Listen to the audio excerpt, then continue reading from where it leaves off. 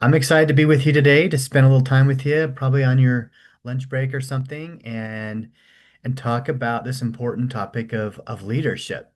So, and it's just to reiterate what Heather said. I'm happy if you want to turn your screen on and you want to be seen on YouTube, that's great. I'd love to see your face, but I don't blame you if you don't want to be seen. I don't want to be seen. Maybe I want to turn off my mine as well.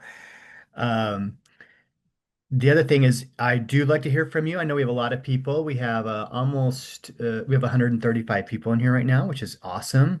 But I know that makes it difficult for everybody to speak up. So the chat, I will be watching that. And if you do want to speak up, you can unmute yourself. I'll ask questions. Sometimes they might seem rhetorical or hypothetical. Other times I really want an answer. I love to hear from you. It's my preference to make this more of a discussion than anything else. In fact, along those lines, I'm going to start this with a question. As we explore this topic, many of you probably are many of you are coming from different angles, right? As to what brought you into this meeting, what makes this an interesting topic for you. As we said in the title there, the inspirational leadership in our many roles. So you'll hear me kind of wander around talking about company leadership, but there are lots of different ways that we lead. And I want to ask you the questions of you. What are the ways that you're a leader? Think of the ways, some of more official roles and some of more very unofficial, just the nature of relationship you might have with somebody. So talk to me, tell me, maybe throw it on the chat there. What are some of the ways you find yourself leading? What are some of those roles that you have where you're leading? Let's hear it. Okay, so how we set the tone in our daily work through our attitudes. So as Terry has kind of mentioned, sometimes just our very presence in everybody we talk with is leadership, right? We have parents. Someone said mom, household mom. Good. Um, we have so that's an obvious leadership role, right? Is being a parent. That definitely puts us in there. Okay, role at church, at work, right? That is definitely one of them. Some of you are supervisors at work. New job, promotion, helping coworkers with questions among friends, mentoring.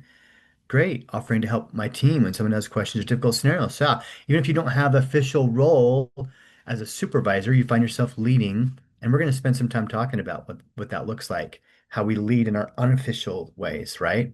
Great. All these are great examples. Thank you everybody for sharing all those. So yeah, we lead in many ways, in many aspects. And so what we're going to talk about today, I hope will be kind of universal to all those roles as leadership.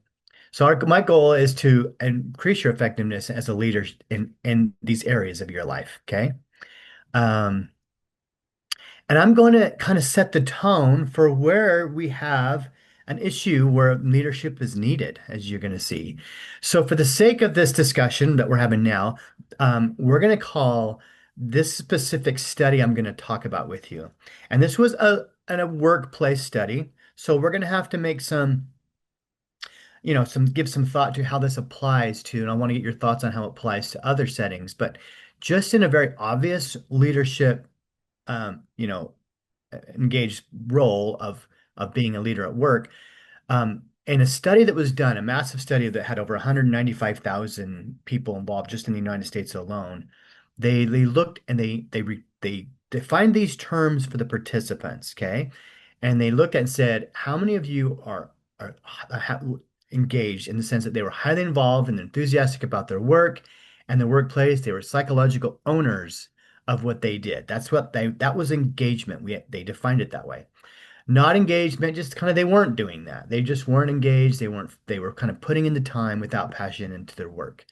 Now, the third category presented to people was this idea of being actively disengaged, which is more than just not being engaged. It's kind of like you're resentful, bitter. They kind of work against the company. There's a lot of bad talk, a lot of gossip, things that work against that.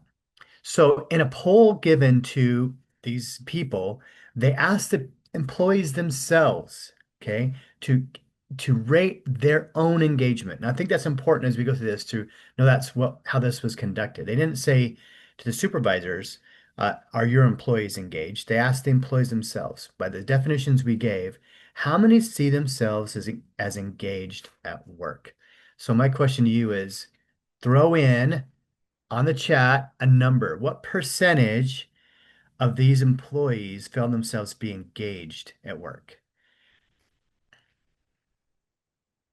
I have 68, 75, good guesses, 35, 70, 10. Okay, at 35, 47. Well, if I was giving out snacks to the highest, to the closest person, it would be Joshua, because the statistic says that 13. Oh, James, you came in right at the end and got within two.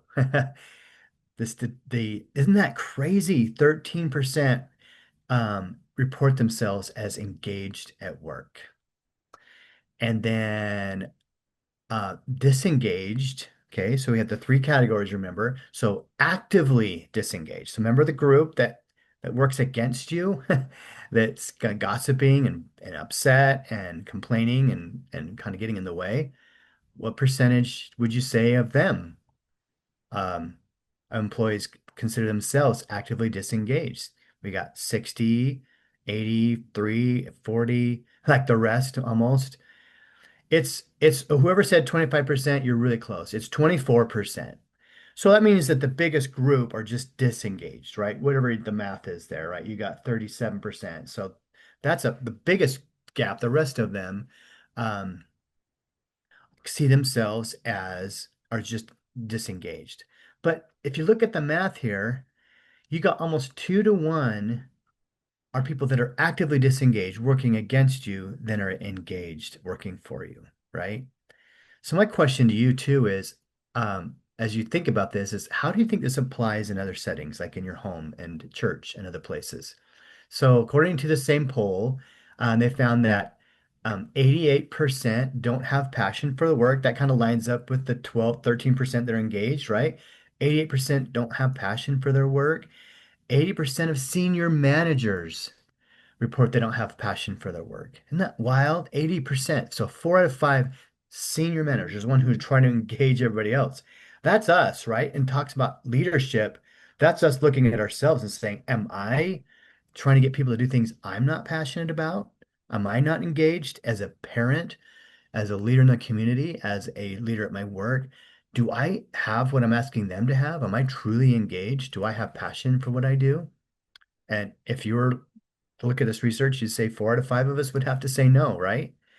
What percentage of employees would give up 5,000 a year just to be happier at work?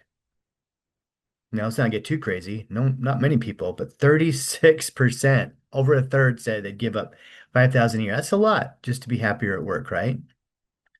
What percentage of U.S. employees? Now, this data is a little bit old, and I apologize for that. I need to get some newer data. But these 2 years I'm going to show you are really important because they show the difference of the setting, right? In 2012, 19% said they want to find another job. Just 4 years later, in 2016, 42%. Based on what you see there, would you guess that our number in 2025 would be closer to the 2012 or 2016?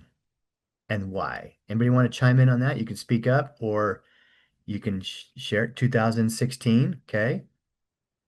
I got someone said 2012. So that wasn't during COVID. COVID was 2020. So this is all prior to COVID. And so that definitely would play a role now. Um, 2016, because work environment's getting worse, higher. Okay. A big factor that played a role in here, that's maybe hard to remember some of this, is in 2012, it was easy to find another job. Okay. Um, it was kind of similar to now that you could no, I'm saying this wrong. I got that backwards. 2012 was higher to find a job. And so because of that, people were like happy with what they had. They had this perspective that you were coming out of 2008 was pretty rough, and then coming out of that, it was just not as easy to find a good job. So 2016, when it was a little easier, which I would think now we're closer to 2016. It's not as bad as it was a couple years ago, but after COVID, if you were an employer, and even if you weren't, you guys all saw what happened. They were People were like, where did everybody go? It felt like it felt like we snapped a finger and half the population disappeared, like in Marvel, because like where did ever the workers go, right? Like why aren't they back in the workforce? And a lot of it was virtual. A lot of people have stayed out of work for a little while, but like employers are having a hard time finding people. Because of that, people felt like I want to get another job. Like they felt like they could. They felt like they had lots of options, right? So there's a lot of reasons that that could go into that, but people that's maybe one explanation. So what percentage of workers from the best companies? Now remember we said that 13% of employees across the study found themselves actively engaged. And the best companies defined by their way that the employees feel most happy. You know, they were paid well, they had good benefits, they had a lot of flexibility, they loved the job, there's a good company culture, all these things that were there. The 70%. Now, think of the gap between 13 and 70. Okay, that's a big gap of engagement. So that gives us a little hope, doesn't it? Right? That it's not just a human nature problem that you're never going to get anybody. And sometimes we tell ourselves that as leaders, as parents, as community leaders, like there's just people are just people, and I can't get them engaged. They're just not interested. They're too busy in their phones. They have other things. Well, it turns out we can still impact people. We can still engage them. Now, there's a difference between 70 and 100%. That even the best companies can only get 70% is a little bit indicative, like, okay, yeah, maybe there's something to be said for people are going to be people and do what they do. And sometimes, as you as that are parents, I just want to, instill that. Sometimes I have to do that as a counselor. Remind people that when their kids are struggling and making decisions and on drugs and all kinds of things going on, that doesn't mean you're a bad parent. It just means that kids make their decisions, right? Sometimes we judge ourselves based on their outcomes. And by this, you'd say 30%, even of the best parents in these companies, we're still having people struggle. But so that's the bad news, right? 30% still struggle. But there's a big difference between 70 and 13. It gives me hope that we can make a difference, right? We can help people engage. So the question is, how do we do that, right? Um, I'm reading some of the comments here I think are really good. Someone said it doesn't feel like people with good work ethic are appreciated. If that's the situation in your job, in your family, in your roles, where when people try, when they do engage, and they don't feel like it's worth it for one reason or another, either they don't get recognized or they might even get punished. Do we sometimes punish engagement? Because engagement means mistakes, right? The people that engage are more likely to make mistakes because you're moving, right? It's easy to not trip when you're not walking, right? Or running. So those that run and want to do things are going to make mistakes. And are we punishing that, right? Um, or you're often rewarded with more work and expected to do more. And it feels like, gosh, I did something well and my reward is more difficulty, right? So these are all things that we have to take into account. And I have a hand up. I'd love to hear from you. So go ahead. I don't know how to say your name, Sevis, or if you It's Shauna have, Eves. okay. Oh, there you go. Okay. I just wanted to know, what do you consider an employee that is engaged? How do you define an engaged employee? Yeah. So on one of the earlier slides, they actually did the work for them to make sure they were clear. I'm going to go back real fast here. Uh, just to for those that might have you might not be the only person who's wondering what we're talking about here. So engaged in here meant they saw themselves as highly involved and enthusiastic about their work and workplace. They felt like they were owners, driven performance, innovation, and move the organization forward. That was the definition of engaged, right? Now that still leaves room for some like, well, there's lots of ways that might be defined. But in this case, that meant they were really just felt invested, right? It felt like it mattered that they were successful, not just because they wanted to get paid, but because they enjoyed what they did, they had passion about it, right? That's what engagement is. I hope that helps. Does that help? Yeah, that helps me. I probably just missed that slide while I was finishing up something I was working on, so I Sure. apologize. No problem. No problem. And I'm glad you asked. Um, so I guess the question is, what's going on here? And I guess I would ask too, does you think that only applies to work, or do you see this happen and maybe some of your church groups, other areas I'm trying to think of, that you may be involved in some social clubs and other things that have more official structure, but certainly our families is a big one. what's going on? Why do we have this deficit? You guys have already listed some great reasons, I think, that have to do with the company culture that we set up, right? And leadership has a lot to do with it. Yeah, the kind of leadership obviously has something to do with it. If the best companies are having much more success than the companies who struggle, right? There has to be something to that, right? Can't be a coincidence that the companies who put a lot of work into creating that culture have more success, right? Question. Go ahead. Kay Lucia.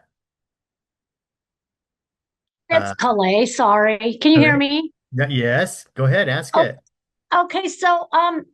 I would like to bring in my work more motivational, inspirational leadership. I'm an office manager right now. I would like to bring that to my team and not have so much drama in the workplace. Yeah, Does that make sense? So what yeah. kinds of stuff could I do to veer off of the drama and be more of a leader? I love that question. That's really the heart of what we're trying to decide to do here, right? I hope that by the end of this discussion, I will have answered that. If I haven't, I want to hear from you and others to help us answer that because that is the heart of it, right? What do I do about this? We've already kind of highlighted, and I don't want to spend all our time pointing out the problem, but I think you're asking the heart of it. How do I motivate? How can I be the difference between 13% engagement and 70%? What can I do to make that happen is the golden question, right? And to help answer that a little bit, this might seem like a weird way to answer a question. I want to kind of I want you to watch this video with me. You may have seen it. I know social media and the nature of videos being passed around. I think it's worth maybe there's an answer or two in this video. Tell me,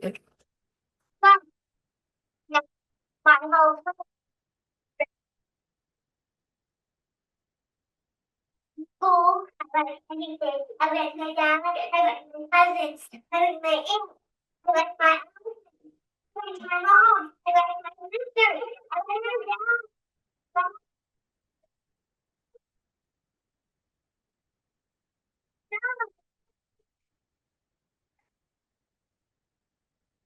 xong rồi không, you do anything good, yeah, yeah, yeah, you do anything good, better than everyone, better than everyone. I didn't interrupt it because I wasn't sure if that was the case for everybody, but I have a few people saying the audio wasn't good. I hope was that universal? Did some of you hear it just fine? I don't know why. Well, it was fine in my side, so I don't know with a lot of people couldn't understand it. I don't know why. Darn it. Well, let me just tell you what you just saw then. I'll have to figure out why that would have been the case. Um, this is I don't know, some of you may have seen it. A little girl giving herself what you might call self-affirmation, staring in the mirror and saying, I can do anything. She started actually by saying, I like my whole house. I like my Allisons. I like, and she was listing all the things that she loves in her life. And then she exploded into, I can do anything. And if everything is wonderful kind of message. And I found, obviously, this is a little girl, right? She's just having fun at her home. You also didn't hear her little baby sister or brother starting to scream and cry, which is also very interesting. Sometimes if you're being really positive and and and motivated, other people will complain and not like it, don't like what they hear. We could spend a lot of time drilling that video, the psychology of it. Maybe it's just how I think. I like to drill into those things. But to me, for her, it kind of relates back to some of the experience that someone said earlier, that it's a two-way street. So whether you're one of the best ways to kind of think about leadership is how well we are led, right? Um, do we sit back and wait for a leader to be inspiring, or do we get engaged? This might be a really well led little girl who's learned the power of gratitude. Because what I think that happened for her is as she spent a lot of time on gratitude, being pumped about the things she had in her life, it naturally led to, without any coaching, I don't think, naturally led to a lot of comments about what she could do, her capabilities, being inspired. I believe there's something true to that, that gratitude, taking a stock, and instead of being negative, that being positively motivated by what we have in front of us can sometimes build into that next phase where we're like, I can do this, right? It's crazy that gratitude can lead to aptitude, right? Competence and confidence. And I think that's a good place to start. Instead of doing what I did and start with a negative picture, to say what's available to us to be able to do that. And there's a lot. There's a lot we can look at. So what is that? So again, the other reason I showed that is you've got to find a way to be motivated yourself, right? Um, if you can't, how do you build a fire in somebody else you don't have within you? So you really start by being motivated yourself, finding out what is it I do, and your whether you're a parent, a partner. I mean, we lead as in a romantic relationship. You may not have a leader who's like in charge, but we're still leading through together, like even have a leadership influence on each other, inspiring each other. So whatever roles you may be in, like what do we do if in the beginning it's easy to love what you do at your job. It's easy to be a married and it's easy to love your kids when they're little and babies. It gets harder when we have to continue to work at it, right? When they start to present challenges. So how do we stay in love with our leadership role? Like how do we date it?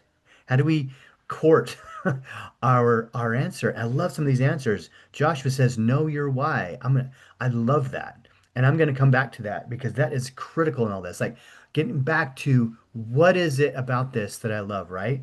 Um, Throw your whole heart into doing it in excellent fashion, getting better at it. We don't like things we're not good at. Trust me.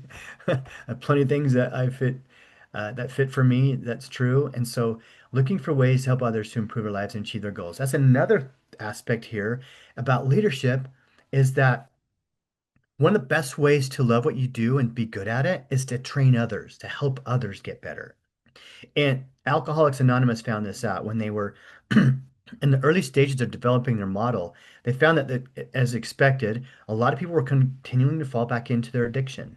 And when they added that 12th step about becoming a sponsor and helping others and that value of helping other people who struggle, they found that the recidivism, the people falling back into addiction, went way down that as we that's the advantage of leadership, right? I enjoy that as a leader here that it's in helping other people succeed that it ignites my fire and makes me love what I do and reminds me why we're doing what we have, right? Um, Someone said none of my promotions have felt like promotions, raises it's always been one step behind. So yeah, sometimes that's an important piece, right? There's recognition and finding the good external motivators, right? We're going to talk some about that too. In terms of leadership and motivation, fear, there's no doubt, has a really positive, has a very strong temporary um, a, uh, outcomes, right? And as a reason, that's why sometimes we resort to that in very short term situations. Creating fear and guilt can be powerful motivators to get people to perform immediately. That's that's the positive for fear. The negative against fear, and is it has such a short-term, limited, and often actually long-term opposite effect, if any of that made any sense. So I'll give you an example. In studies on lab rats, they found that rats who were punished all the way through the maze got there faster than their counterparts who were rewarded through the maze. You might make say, chalk one up for the punishment approach, and that's true. It worked. But two things happened that they found from that result. They found that those rats who were punished to the maze hated the maze. When just put in it without any punishment or reward, they didn't want to be there. They rejected the maze itself. It turns out it wasn't just that they were taught to get somewhere, they hated the place they were in. So, as a parent, remember that if I'm using corporal punishment or physical, really extreme forms of punishment, I'm not just teaching them a lesson about that thing. I'm teaching them what to think of me and my relationship with them. I turned out to be not a person they want to be around. And then we wonder why they hide themselves in the room, our teenagers, because the person that punished them is part of the environment, not just the punishment itself. It turns out it wasn't just the bad thing, it was who provided the bad thing that they want to avoid. The other bad news for fear is that it's very short term and then nothing is learned. Rats who were put in the maze didn't learn the maze when the fear was the motivator. They didn't learn it. All they learned was get away from, move. They didn't learn the maze. They just learned to quickly manage their way through avoiding the pain. So all they knew to learn was avoid pain. They didn't actually learn where to go and what. And the other on the other side of it, the rats who were given reward liked the maze, even when they weren't given cheese. Even at moments they were given cheese, they exhibited, uh, displayed that they wanted to be there. They liked it. And they learned it. In the long term, they could get through the maze. And sometimes, here's the key, they like to just go through the maze for its own sake. Even if you stop giving them the cheese, you don't have to give them the cheese every time. And if you stop giving them the cheese, they want to do the maze. They start to think of the maze as a fun place to be and a fun thing to conquer. Isn't that the goal of leadership? So while it may be very tempting to use fear and guilt to motivate people, I'm not saying there's not a time and place for a little bit of that, right? I mean, we ought to we ought to be a little afraid sometimes. That's the spark plug I need. But and sometimes we don't recognize, and as said here, fear stems from a lack of transparency and clear communication. I love that. Sometimes your efforts don't even have to be overtly like disciplinary to create fear. Lack of information can create fear, rumor mills, these kinds of things, right? So we have to be conscientious just because you're thinking, I'm not trying to be scary. You might be scary in ways you don't recognize. And so sometimes we have to take stock of that and pay attention to how that might look. I'm not going to play this video. It turns out, and this is one I can easily explain. We're having problems with videos.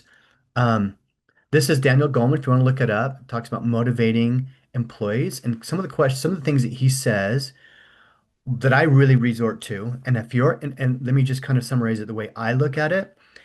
We're about to go through, we're starting our performance review process here at Blomquist Hill. So I have the opportunity to sit down with our supervisors, and they have the opportunity to sit down with their people they lead and kind of review the year and how did it go and kind of look at the indicators, our values, and how well they're being, lived up to and how we're performing.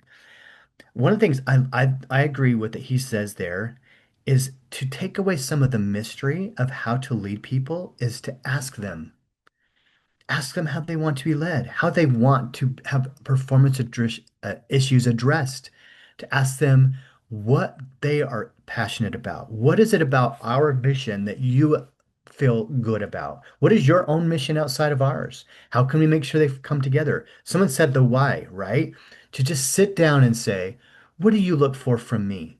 What would help you feel led well by me? To take away some of the mystery and you'll get different answers, right? Some people will tell you, you got a problem with me, come straight to me and just tell me openly. Don't hold back. Other people are like, no, let's be careful. Like do that make sure you give me four positives for every one thing you're going to say that I'm not going to want to hear. Like just asking that question sets the tone and shows them that you're interested and you're willing to meet them in their place. Now, obviously, there may be things you hear that aren't very reasonable. Like, don't tell me I'm doing anything wrong. I mean, I don't imagine an employee would say that, but or a child, by the way.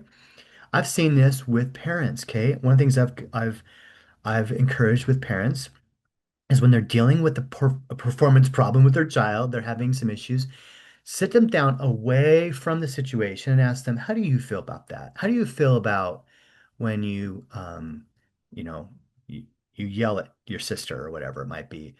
And you'd be surprised that when they're not currently in trouble for something, they'll be kind of honest about, I don't think it's good. Because especially put it in terms of like, do you think that we all should be yelling at each other all the time the way you yell at us? How do you feel about that? And they'll often will tell you no. And just having said that out loud is better than you telling them over and over again, you can't do that, you can't do that, you can't do that. No, stop it, stop it. By them telling themselves and hearing themselves say, that's probably not something I should be doing. And then you can ask them, when you do, what should happen?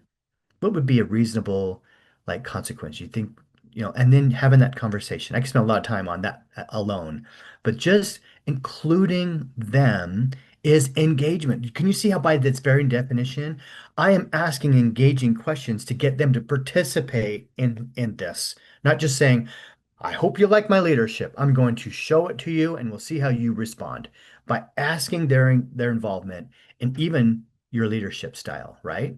Can help set that tone.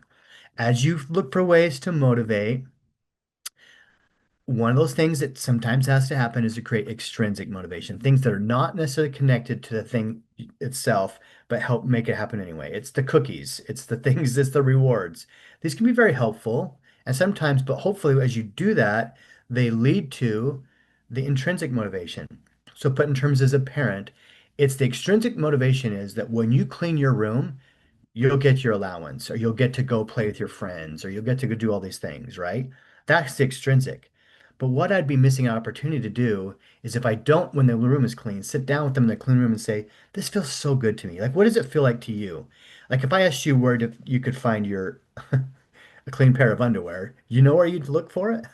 And they look for, try not to be snarky because they know you're trying to make a point, right? Or be snarky if that's your relationship with your kids and they'll handle it. Sometimes I'm very sarcastic with my son. It's how we communicate and it works. But just find a way to like help them tap into their intrinsic motivation. That moment that you hopefully experience when your room is clean, like, how did that feel? You know, did you feel and help them tap into that and find their because that's the kind of motivation that ultimately leads to real results, right? Ongoing results. That's the mouse that now likes the maze. Doesn't need to cheese all the time, right? That just likes to perform the maze. They like they like just knowing that they can do it. They can do the maze. That's how we do that. I'm gonna catch up on a few comments here. I think they're really good. Um, there's so many good ones. I like wish I can read them all. I hope you guys are all benefiting from them. Something I tell people going into interview, ask them if you hire me after 6 months to a year, what will success to me have looked like? I love that using the future goal, right? The vision of what we want. When an interviewer can when an interviewer can't answer this or their answer is terrible, run away. So sometimes you find out, yeah, during the hiring process, you that this might not be a good fit. Um, Gosh, a couple good comments here. I think engagement should be measured on a scale, not a simple yes or no. Great. Yeah. Yeah. So that's a good point, Eric, that in our study, it was yes or no. But definitely, if we were taking a closer look at that, we'd say, well, it's more of a, I mean, hopefully no one's at 0%, right? They probably don't have a job, but that's we scale that. That's a great way to look at it, is to scale it. So what are some of the things that these motivators that we might explore? Think about yourself, learn your children, the people you work with. And I would think if you've got a team of more than one person, or even that one person, that you mix up and do a lot of these. Maybe you find as you look at this list, you're kind of stuck in one type, right? Like I sure do a lot of reward motivated stuff. Great. That's fantastic. But am I doing enough fun motivated? Am I doing enough recognition motivated? Am I doing enough purpose motivated? Enough self motivated? And by the way, self motivated, the way you keep that going is just recognize it and celebrate it, right? So ultimately, what I know that all people need, even the ones who tell you they don't, by the way, I don't need a lot of affirmation. You don't need to tell me I'm doing a good job. Yeah, they tell themselves that. And they, in fact, may not need it or even want it at the same level in the same ways as other people, but they need it. Everyone needs to hear from somebody that what they're doing makes a difference. And let me just throw this out to you. What would mean more to you? You can put on chat A or B. A would be to say, I thank you for all the things you do. Your contributions are very appreciated. That's A. I'm going to actually do A, B, and C. Okay. B is thank you for your contributions. You do them um, you you actually I'm back to A and B. Complicate this. You do it really well. Specifically the way that you handled that project. I saw your skillful way that you handled all the different opinions and incorporated them into your work you did. I can keep going. Right? What do you prefer? The thank you message. Someone said A. Okay. A's, B's, B's. So we got a little bit of a mix. To me, I want to hear more. And this is if my supervisor sat me down and said, "What means something to you?" I don't want to just be thanked for what I did. I want to know what I did well. Because and the C could be uh, somewhere in the middle. The B could be in the middle. There is just thank you for all you do. If you just say thank you for all you do, that's sort of like this level of appreciation. Thank you for specifically what you do is higher level.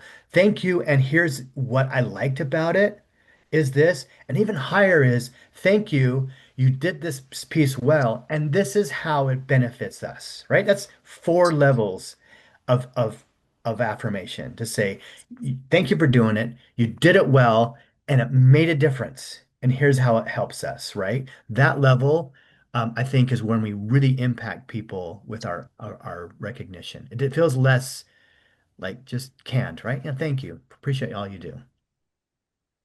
So, and that is, by the way, also really important and especially important for people who are struggling. I know that some of us feel like, oh, that's bad. I can't say thank you to someone who's struggling. I can't thank them just for little, I mean, that gives them the wrong idea. They might think they're doing just fine, right? I don't want to validate somebody who's struggling. There's this concept in psychology called shaping, where in order to get a bird from one side of the room to the other, if I put the reward on this corner of the room and the bird's over there, and I wait till it's in this corner to reward it, I don't know. I'm waiting for the bird forever, maybe. It has no interest to be in this side of it. But if I provide a little bit of a trail, I thank the bird through a treat for getting a little closer, then it's called shaping. I am moving the bird in the right direction. So even if your child was like, let's just put a scenario out there. Your child normally in a situation like this at the dinner table, when they didn't get their way, would have thrown a fit, thrown the fork, and stormed out of the room. Instead, what you saw that day was they slammed their fork down, they went like this, and they sat quietly.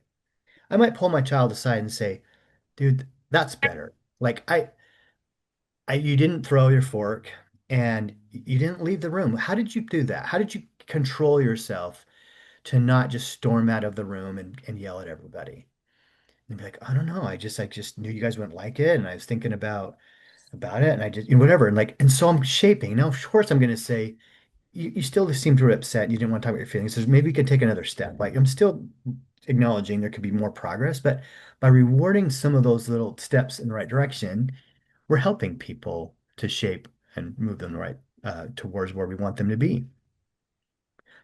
By asking open-ended questions, engagement by definition, if you ask a lot of closed-ended questions, you're not encouraging a lot of engagement. Yes and no is easy.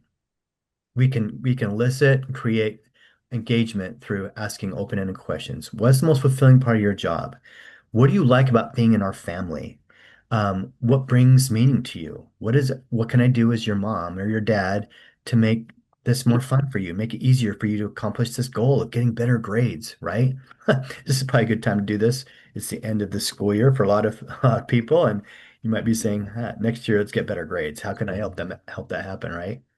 And then summarize to show that you're listening and that you think that you might understand. And if you're wrong, they'll tell you, right? Lots of great comments. Hope you guys are reading all these. These are um, really good. We could just sit and look at these comments. Um, and someone mentioned scaling, and you can see here, I've that's great. That's not always uh, engaged or not engaged. It's not always successful or unsuccessful. It shouldn't. That's black and white thinking. That's not very healthy. So scaling it can be helpful for people. One of the things that's nice about scaling is that then you can say if the goal, and I'm going back to like a work-related environment, if a goal is to get them to be more to work better with their colleagues, like they struggle to get along with their colleagues. And I say, on a scale from 1 to 10, how well do you feel like you're part of the team and that you really engage well with them? And they'd say, gosh, I'm at a 5. I'm like, okay, let's define what a 5 looks like. And then say, how would we get to a 6? So instead of saying, I need you to 10 and I'm not going to accept any less than 10, you're going to be punished for everything less than that. That's the standard. What if I said, what would a 6 look like? And how would you get if today, tomorrow you showed up as a 6? What would that be like? What would be a little something you can do? Like by carving out a little piece to say, what would just a little bit better look like until you march towards what you're looking for, right? And see a few comments about love languages, right? I think this idea of love language and understanding um, how you always think of love languages maybe only with your romantic partner, right? But understanding what fits, what matters for people, what will help them. So on that, back to that scale, that previous slide, maybe it's too far back. Here we are. find out from them, right? What are you looking for? What would make you feel more engaged? What would help you to feel like, and find out what their love language is, right? That's what some of that is driven by, is what matters to them. What will make a Thank difference? you. Badges right there. Was that the C? Um, Addressing concerns that affect motivation, right? Use their own statements regarding their goals to help resolve ambivalence about changes. So that's what, coming back to what I said earlier about having those discussions, getting them. Now, if I had a conversation and said, "How do you feel about this issue?" Maybe it's tardiness to work. And if I'm constantly just saying it's our value that you're on time because it matters, and I'm giving them the why and everything, and I keep imposing that on them, but they haven't said it, then it's always going to be my initiative put on them. But if they would say, if I can get them to say, "How do you feel about being on time?" I'm going to find out. If they say it doesn't matter, then I realize that all my conversation about imposing on them is going to be in direct conflict to what they just don't think it matters. So I'm always going to be butting up against their value system and mine. Their value system is it doesn't matter. I'll come when I come and it won't matter. And my value system is I need to be here on time. I will constantly have a struggle with them. Now, they may become a compliant person and willing to do it, but not really excited about it. And all I have is the discomfort of that. But if they actually, and that, by the way, then becomes the conversation. They say it doesn't matter. Well, it doesn't matter to you. So thank you for sharing that with me. Let's talk about that and get on the same page and say, here's why. Why don't you think it matters? And let's resolve that. And then I shared why it matters, and hopefully we can get on the same page with that. If not, that's got to be the ongoing conversation until it matters. But then when they say yes, it matters, and I understand why you guys need me here on time, and I'm gonna do it. I'm gonna work on that. They said it out loud. Sometimes it's nice to even have it in writing. If you're in a disciplinary action situation, they've said it to you. Now when they don't come through, they're not just violating the policy or your top-down initiative. They're violating an agreement.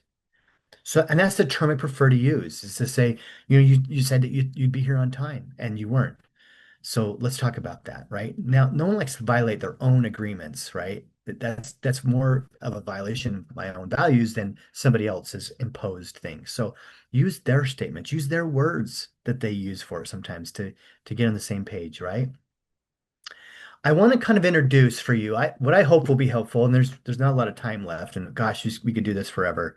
That's probably my over prepared this, but we're gonna have a part two. Pay attention, stay alert. We're gonna have a part two to this training. I want to make sure um, that we have time for everything we need to talk about. So stay tuned for part two of this training.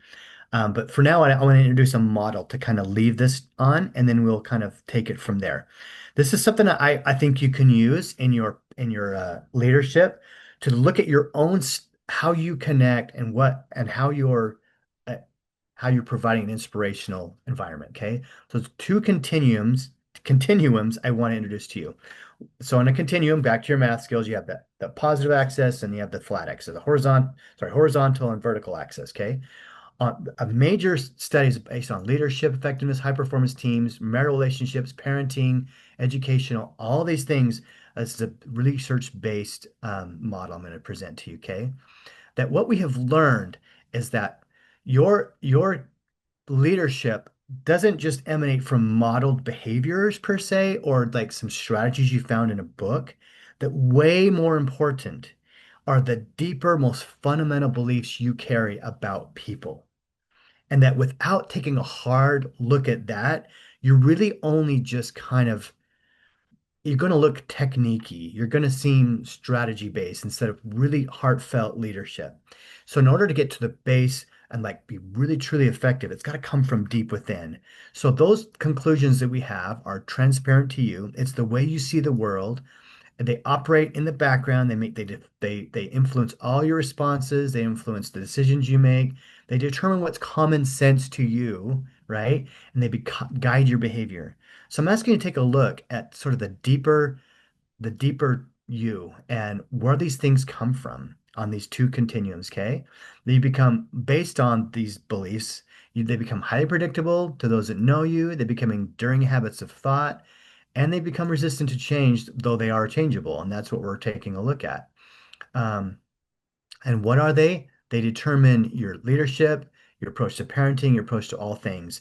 And so on axis one, which is the vertical axis here, we're talking about the attribution of control. I prefer to use the word resolute. It's that inner sense of demanding the best, right? And control can have a negative connotation, but for the sake of what we're talking about here, we're not talking about controlling. We're not talking adding the element of doing it in a negative way. See, we think that people sometimes we assume, for reasons you'll see here, that people in high control, high resolute, are just authoritarian, mean bosses or parents. No, that same attribute that makes them just want success can be very positive in the right setting. So it's this willingness to insist. Like it's that leader that just says, we're gonna be the best. It's that coach, right? It's that is gonna demand the best, right? That's a good thing if it's done the right way. That lower level is when we're unwilling or unable to insist on results and we avoid confrontation uh, on performance issues. Okay. The other axis that we're going to review here is the axis we call caring. Okay. So resolute, that I know we need to accomplish, and dang it, we're going to make it happen.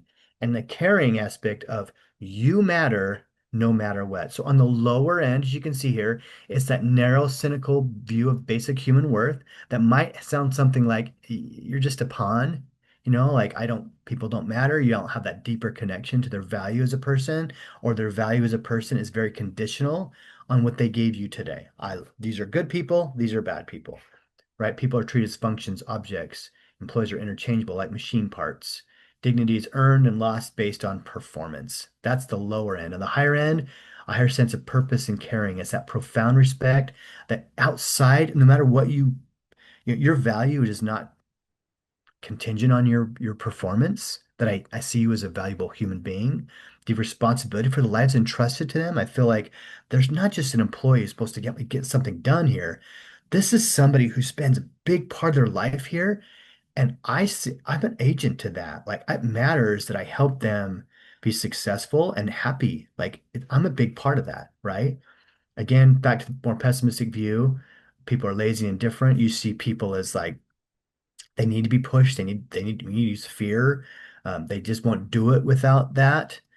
On to the more optimistic view of human nature, and that people are intrinsically motivated to succeed, and you just got to get out of the way and help them find the reasons to do it, right? You got to align with their values to make that happen. Back to again, the more narrow professional relationship. Don't get too close.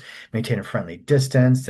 It's not my business, their personal well-being. On to the more authentic, caring relationship, which is be open, genuine, develop close relationships, take an interest in their family and their lives, not just because it helps them listen to you, but because you actually really care, right?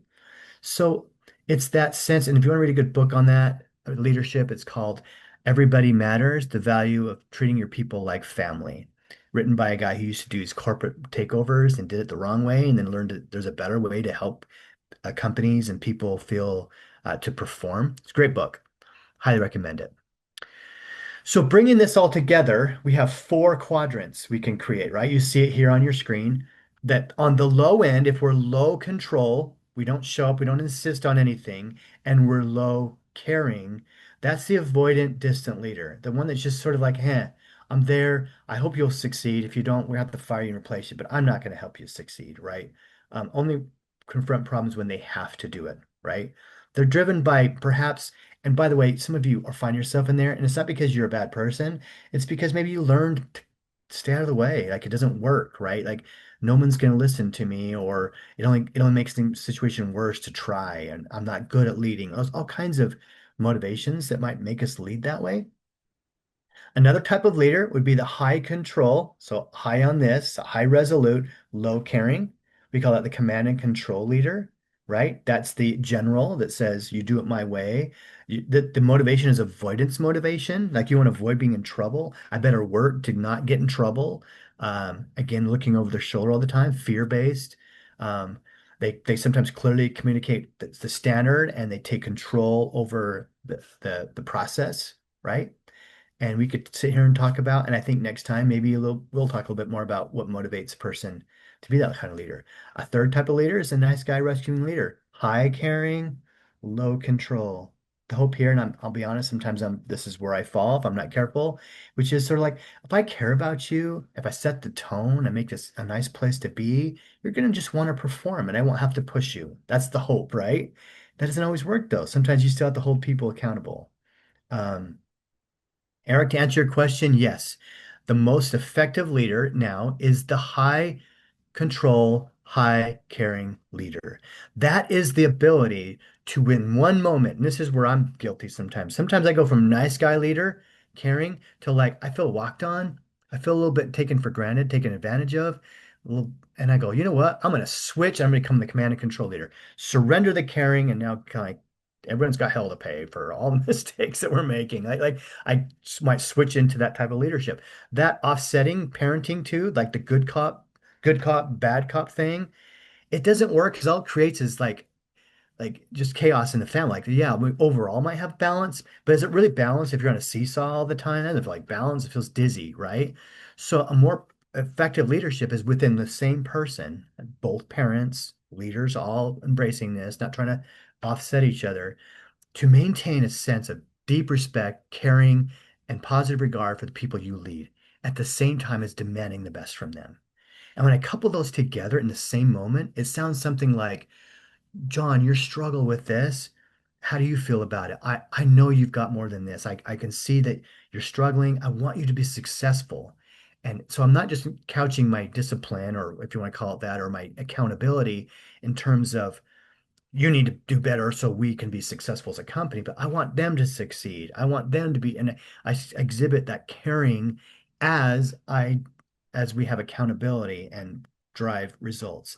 As you think about the best leaders in your life, I imagine that if you went through it, they might fit that top quadrant at their better days. Not always, right? That ability to care about you at the same time that they're asking for the most, right? That ability to do that. Now, we could, and there's a lot that comes from that. Like, how do we do that? How do we operationalize that? What are the strategies? And that's what I would propose that we, in part two, stay tuned, we're going to focus on. How do you take that inspirational leadership style and and turn that into strategies that are effective? But I will tell you that if you put the cart ahead of the horse, you're gonna have a problem. And that is, I would challenge each of you to spend some time taking a deeper look at the kind of leader that you are. What does that look like for you? How do you engage people in the discussion about their why, about why they're here? How do you, first of all, remember we said, I'm going to review, start with your own motivation, fall back in love with whatever leadership roles you're in, get going yourself. So you have that, you're modeling that, and then talk with them, get their why, and get in touch with what is it that matters to them, help them reignite their own fire, and then discuss with them what kind of ways do you want me to do this with you, and get a feel for what kind of leadership they look for. And then spend some time looking at these quadrants I've shown you and ask yourself, where do I fit right now? Do I fit in that avoidant distant leader who's kind of just disengaged? Or am I engaged but in a controlling kind of way? Or am I only engaged in a very caring way? Or how can I bring those together and be engaged in both of those ways that create that culture, that environment that make people want, that feel like that they want to engage and that they have the support to do that. Thank you again for coming. Thank you for all the great comments and things that you brought to the table. And I wish you all the best in all your leadership. And if I don't see you in the next one, wish you all the best. But I hope that we will, because I think we've got a little more to talk about. Thank you, everybody, and enjoy the rest of your day. Thanks, everybody. Have a great week, and I will send this recording out hopefully by Friday. So just watch for that. But if you don't get it, let me know. Have a good week.